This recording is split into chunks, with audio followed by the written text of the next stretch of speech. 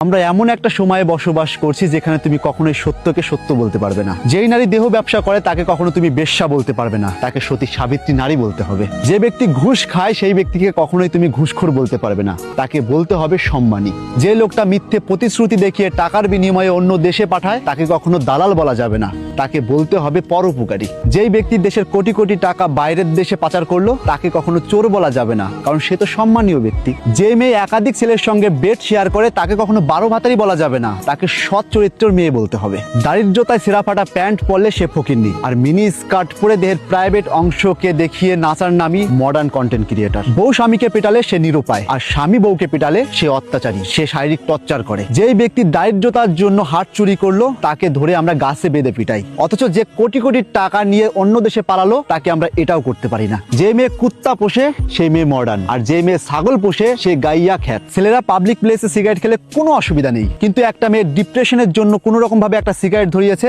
সেটাই জনগণের প্রবলেম, সেটাই সমাজের প্রবলেম। যেই ছেলেটা ফ্যামিলি চালাতে ফুটপাতে একটা খাবারের দোকান দিল তাকে আমরা ট্যাবো করি, তাকে আমরা অন্য চোখে দেখি। কিন্তু যে লোকটা একটা রেস্টুরেন্ট দিল তাকে আমরা বাহবা দেই, আমরা ধরে নেই সেই সফল। আরে ভাই, দুজনেই তো খাবার বিক্রি করছে তার নিজের ফ্যামিলি চালানোর জন্য।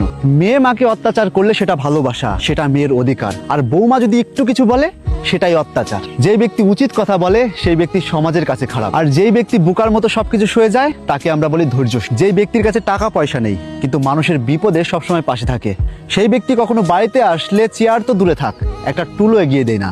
অথচ যেই চেয়ার মেম্বার মানুষের হক মেরে দিয়ে, গম চাল মেরে দিয়ে তার কোষাগার ভর্তি করলো, তাকেই আমরা সবার আগে চেয়ারটা দিই। আমরা প্রতিনিয়ত ক্ষমতাহীন মানুষের উপর ক্ষমতা চালাই, আর ক্ষমতাবান মানুষের কাছে কুত্তা হয়ে যাই। তাই এখনো সময় আছে, নিজেকে বদলান, নিজের চিন্তাধারাকে বদলান, না হলে এমন একটা সময় আসবে যখন এই প্রকৃতি আপনার উপরে আঙুল তুলবে।